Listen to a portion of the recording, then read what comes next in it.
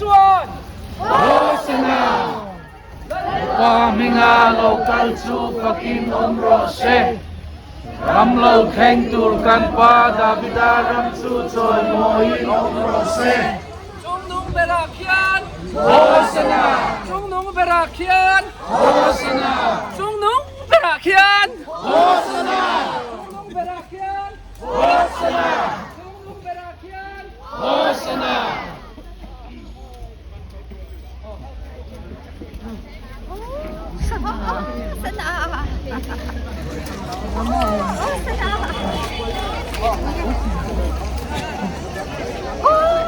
Em biết tin là nắn đủ rất là cần lăng chiang tiếc tắc tắc tiền.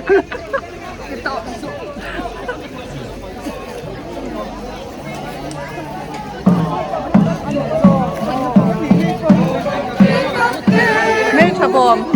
thế là gì?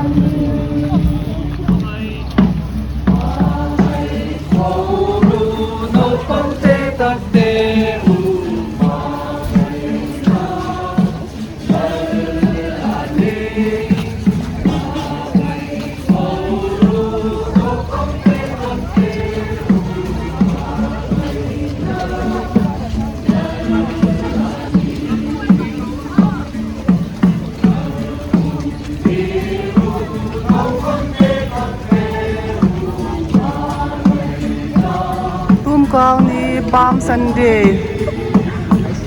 cần dai cũng cần zo ai à thì hiện việc hiện tua là cần cái qua là nè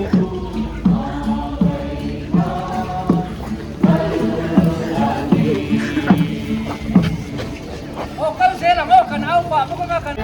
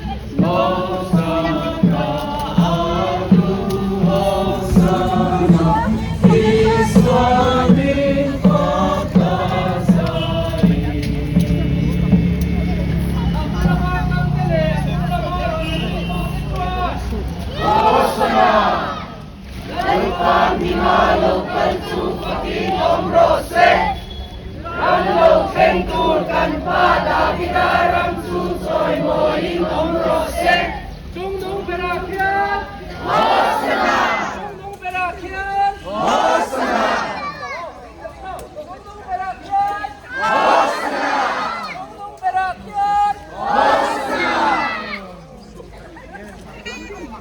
malama kal tale nung lama ron sui tu te chuan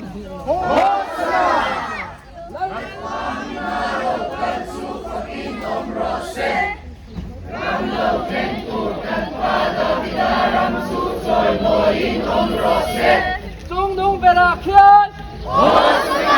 Trung nung berakhian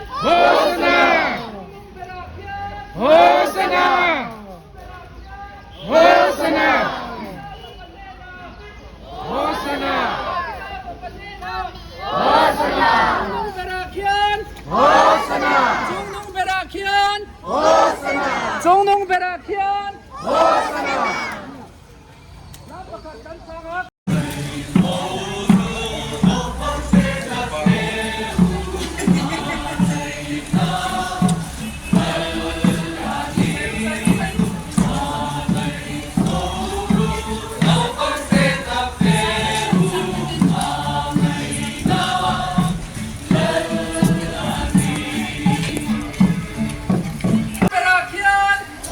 berakhian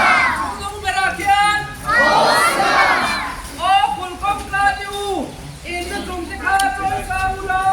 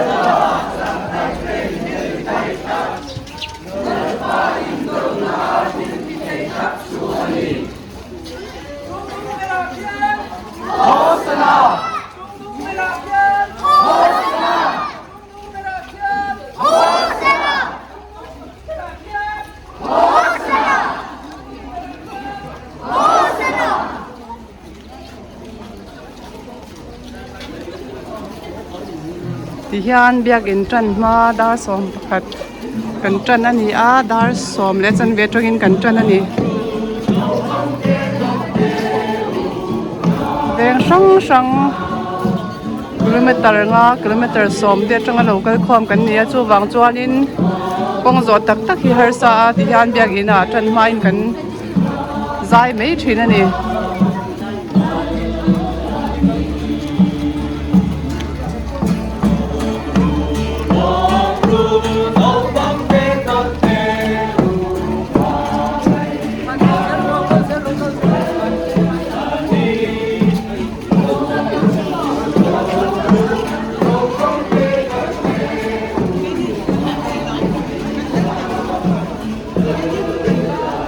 Takan mi lo ha fu no tong lam na ma lo te o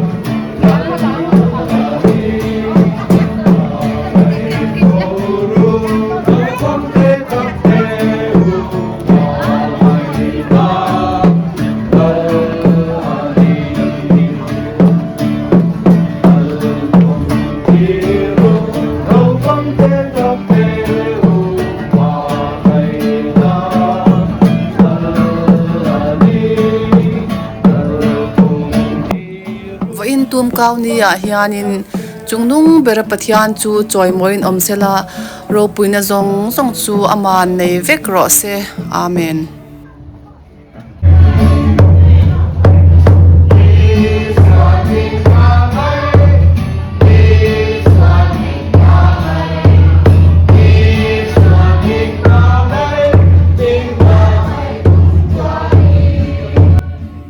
Sunday School ah hianin beginners atanga sacrament zirlai te ahu hawin kanin khoma zirlai zong song hi atlang puin za som lo ka tanga za som sari vel bor hing zia kan oma tin akal regular hi atlang puin za som thum vel bor kan ni bok ani room danga hianin senior department in ashanin in khomna an nei bok ani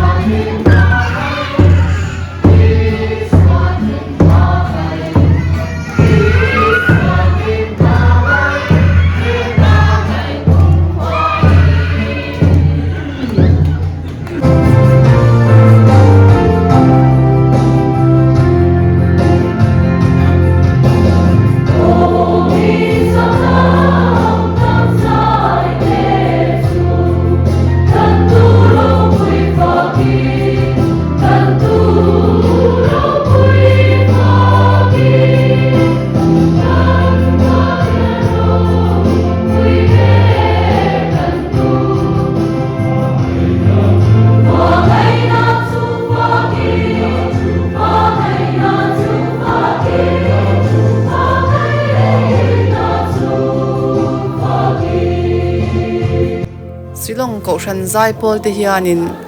atlang puin cholnik tinin chonu in khoma zai pol an nei thei thina hun an nei chep hle meya choma le chonu in kara hianin dar kar khatvel bor hi ti hianin uluk takin an zira chonu wa hianin moi takin an sa chuak thei thina ni heng kan member zai pol te hi a hlun member hlun an tam lo hle a Mizoram atanga Mizoram hun sang atanga zirlai local khom te an ni a thetiang hianin zai pol thatak mei hi anon nei thei china chonu in khom timan hla tu zingami te an ni